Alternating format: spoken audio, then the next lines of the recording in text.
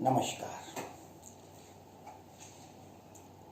मित्रों, आज हम जिस कथा को आपके सामने रखना चाहते हैं सुंदरकांड का ही प्रसंग है। प्रसंग पहले बता देते हैं। चूड़ामणि उतारी तब दयो। सीता जी ने हनुमान जी को चूड़ामणि दे दिया, ले जाकर राम को दिखा देना या दे देना। चूड़ामणि क्यों दिया, आज इस विषय पर चर्चा करना चाहूंगा।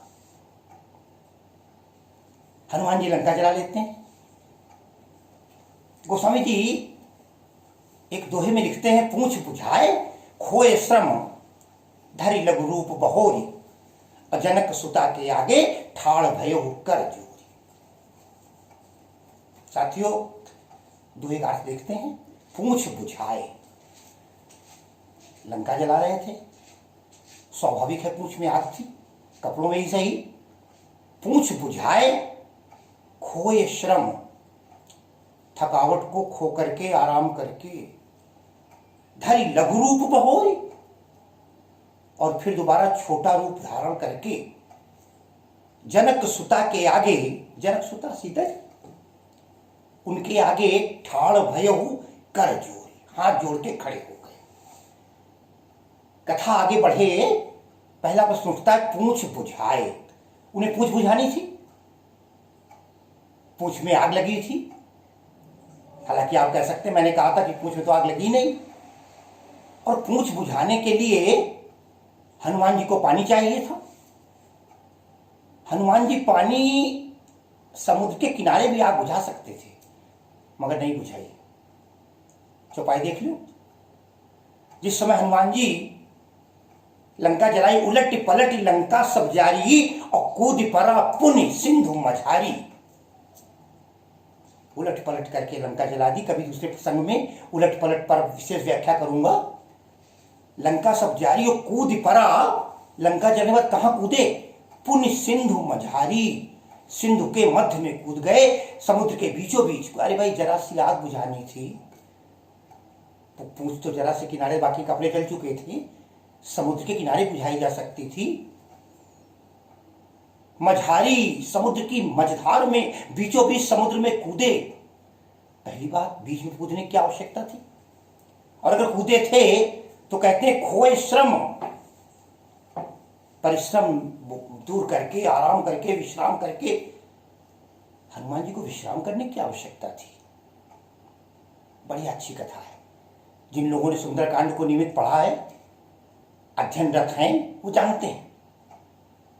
जब हनुमान जी लंका में जा रहे थे, समुद्र से होते हुए, रास्ते में तमाम पहाड़ पड़ रहे थे, और हनुमान जी इतने शक्तिशाली थे कि एक पर्वत पर जब पैर रखते थे तो पर्वत तत्काल नीचे चला जाता था।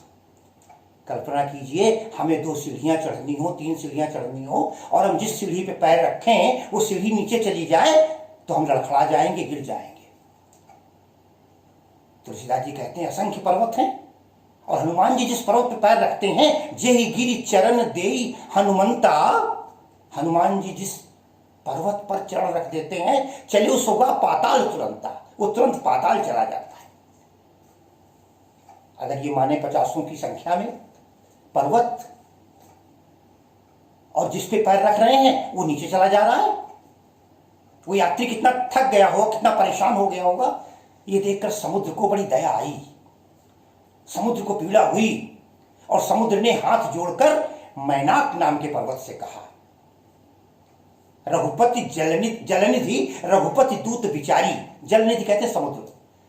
समुद्र ने विचारा, देखा कि तो रघुपति दूत राम का दूत है, और इसको जा रहा है, और जिस पर्वत पर पैर रखता है वो पर्वत धराशायी हो जाता है। मैनाक नाम के विशाल पर्वत से समुद्र ने याचना की, प्रार्थना की कि तय मैनाक हो ही श्रमहारी। एक काम करो, हनुमान जी को थोड़ा सा श्रम, परिश्रम दूर हो जाए, तुम नीचे मत जाना, उनको पैर रखने की जगह दे दो। हनुमान जी ने स्पर्श किया, बोले नहीं, मुझे विश्राम नहीं करना है।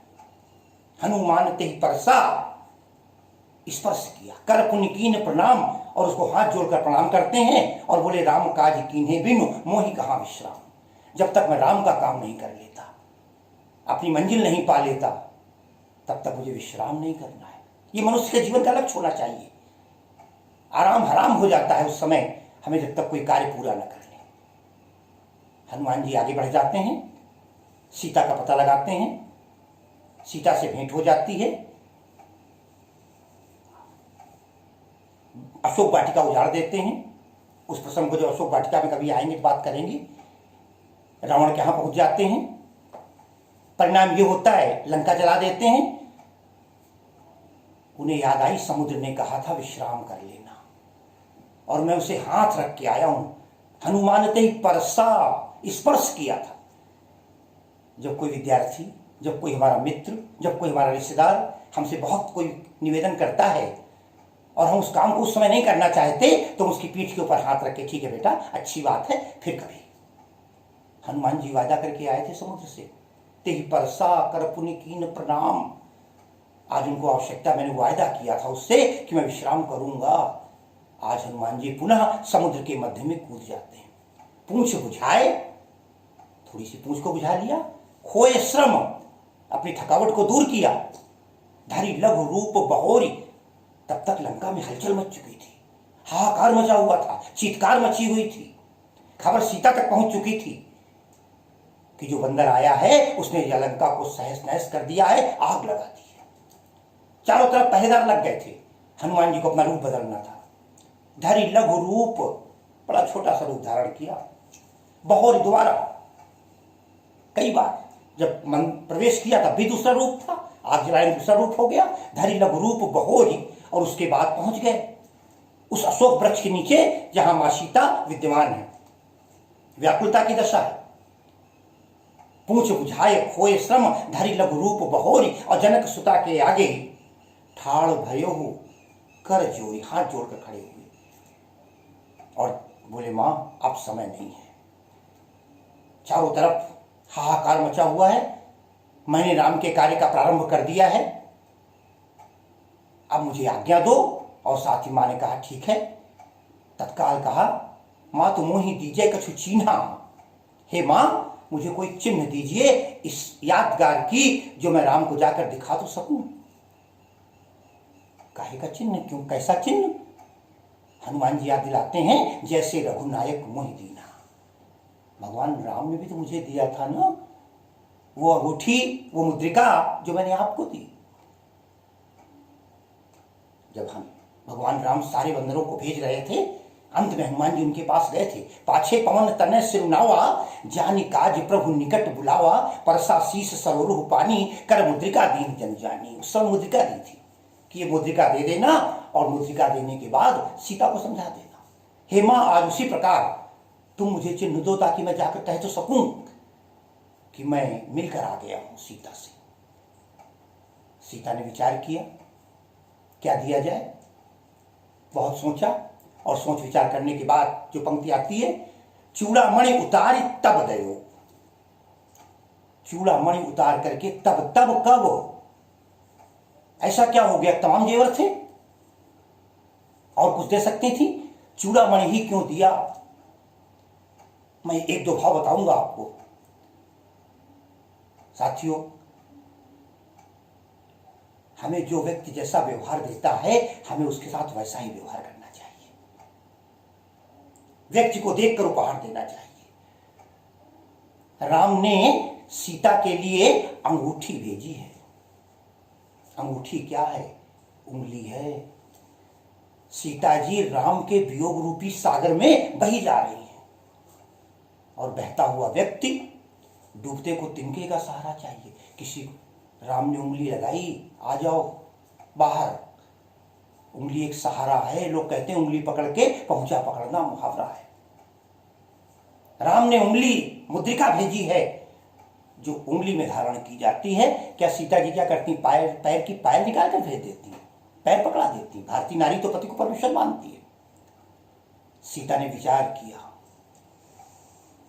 कि राम ने अपना हाथ हमारी ओर बढ़ाया है, वियोग रूपी सागर से निकालने का प्रयास किया है, सीता के सर पर लगा हुआ आभूषण चूड़ामणि उतार दिया। कई लोग भ्रम करते हैं चूड़ामणि के बारे में कि चूड़ामणि कोई कहता है कहाँ हाथ करे, नहीं, चूड़ामणि आभूषण जो जूड़े के पास लगाया जाता है, सौभाग्य का चिन्ह है। तो उन्होंने कहा अगर आप मुझे अपना हाथ पकड़ा रहे हैं, जीवन साथी हैं, तो ये सर, ये लाज, ये इज्जत, ये सम्मान आपके लिए है। और सीता जी चूड़ामणि उतार कर दे देती।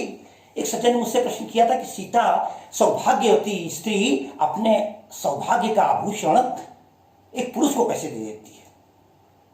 कहा नहीं देना चाहिए था, हनुमान जी को दे देती। और हनुमान जी कैसे बाल ब्रह्मचारी हैं जो एक सौभाग्यवती स्त्री का आभूषण ले लेते हैं?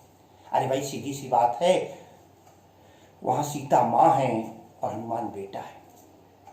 कई बार उन्होंने प्रसंग में कहा है, सुनो माँ तुम ही अतिशय भूखा। शुरू में कहा हे माँ मुझे भूखा लगी है। सीता ने क्या कह दिया, सुन सुत करही विपिन रखवारी। हे बेटा सुनो, तमाम जंगल में रखवारियां हो रही, तुम कहाँ जाओगे? कहने का आशय ये, दोनों का, उस विषय में नहीं जाऊंगा, दोनों का विषय वे संबंध माता और पुत्र का है, इसलिए उन्हें देने में कोई आपत्ति नहीं। एक और कथा आती है कई रामायणों में, हमारे शास्त्रों में। ये चूड़ामणि है क्या और इसकी उत्पत्ति कहां से हुई, कहां से आया? बंधुओं, एक बार भगवान शंकर का सावन के सोमवार में मां पार्वती श्रृंगार करना चाहती थी। आदेश हो गया नंदी आदि को, शंकर जी का श्रृंगार काहे से होगा? जीवित सर्पों से श्रृंगार होना था। तमाम सारे सर्प आ गए, उंगलियों में, हाथ में, पैर में, सब जगह बांध दिए गए। एक जगह जब पार्वती ने आकर देखा, शंकर जी की कमर में कोई भी सांप नहीं इतना मिल रहा था, इतना विशाल कि जिसको बांधा जाए। परेशान हो गई। जब देखा नाग वासुकी ने कि मां परेशान है, स्वयं नाग वासुकी चलकर आता है और उसने आकर के हाथ जोड़कर कहा, हे मां मेरा प्रयोग कर लो, आप मुझे लपेट दीजिए कमर में। पार्वती की लगी क्या अंतर पड़ता है, ले लेते हैं। पार्वती ने नाग वासुकी के कई फेरे शंकर जी की कमर में बांध दिए। अब जब बांधने की बारी आई तो सीधा से सोचने की बात है, पूंछ पतली और फन चौड़ा।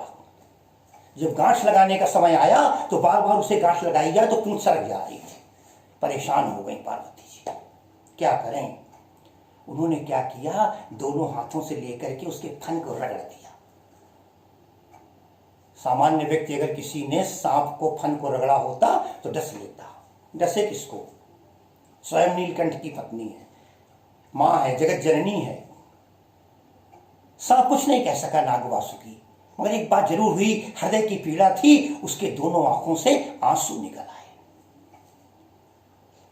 कई रामायणों में, अलग अलग देशों की रामायणों में, अलग अलग प्रांतों की रामायणों में आता है, एक बड़ी अच्छी पंक्ति आती है, तेहि क्षण निकले अश्रु दुई काला।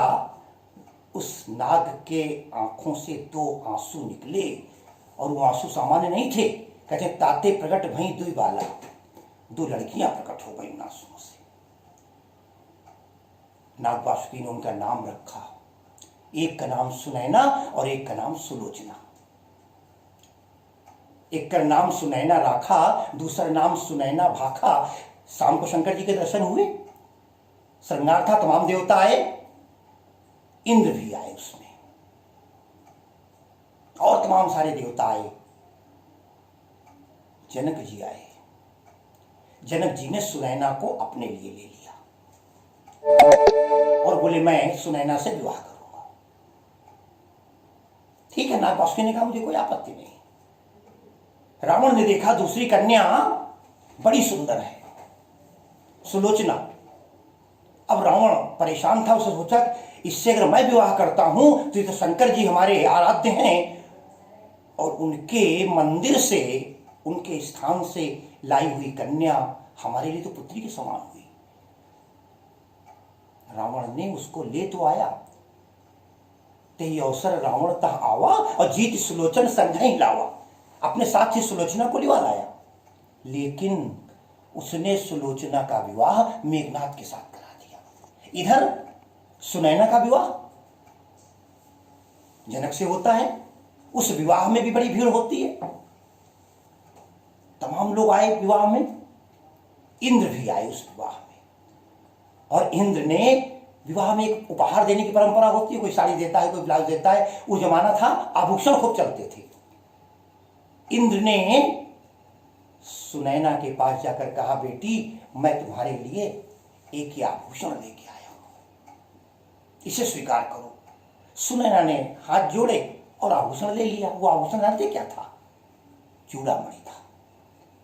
इंद्र ने आशीर्वाद देते हुए सुनैना को कहा, इस आभूषण की विशेषता है, चूड़ामणि जाके घर होई, विश्व भुवन जीते नहीं कोई। जिसके घर में भी ये चूड़ामणि होगा, जिस स्थान पर होगा, वो विजेता होगा, उसे कोई हरा नहीं सकेगा, वो स्थान पूरा विजित होगा।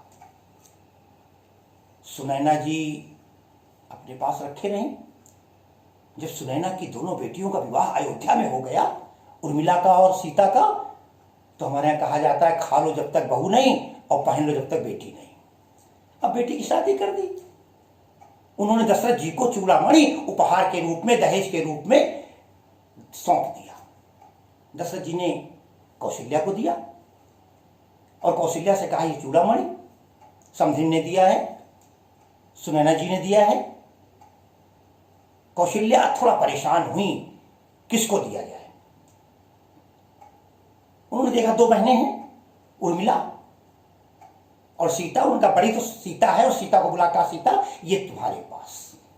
सीता अपने पास रखे हुई थी, उसे पहने रहती थी। उन्होंने कहा हमेशा पहने रहो। आज सीता रावण के अशोक वाटिका में विद्यमान है और सीता को याद आ रही है एक एक करके कि मां ने कहा था, चूड़ामणि जाके घर हुई, विश्व भुवन जीते नहीं कोई। अगर ये चूड़ामणि रावण के घर पर रहा, अशोक वाटिका में रहा, तो रावण तो विजेता हो जाएगा। इस चूड़ामणि को यहां से तत्काल हटा देना चाहिए। एक पंक्ति आती है कदम रामायण में, किसी दूसरी रामायण में, सीता मन विस्मय भयऊ। ऐसा सीता के मन में संदेह हुआ, विस्मय हुआ। तब उन्होंने क्या किया? चूड़ामणि उतारी तब दयऊ। बस सीता जी चूड़ामणि को उतार कर दे देती हैं। जान नहीं, इसको यहां से हटा दिया जाए अगर रावण को पराजित करवाना है। और सीता जी रावण को चूड़ामणि देती हैं अससी, और चूड़ामणि देने का यही कारण है। और हनुमान जी हर्ष समेत पवन सुत लयो, बड़ी प्रसन्नता के साथ उसे हनुमान जी स्वीकार करते हैं और हनुमान जी भगवान राम का नाम लेकर चल देते हैं। और इन्हीं शब्दों के साथ मैं आज की कथा को विराम दूंगा। जय श्री राम, जय भगवान, शुभम मंगलम, जय गणेश।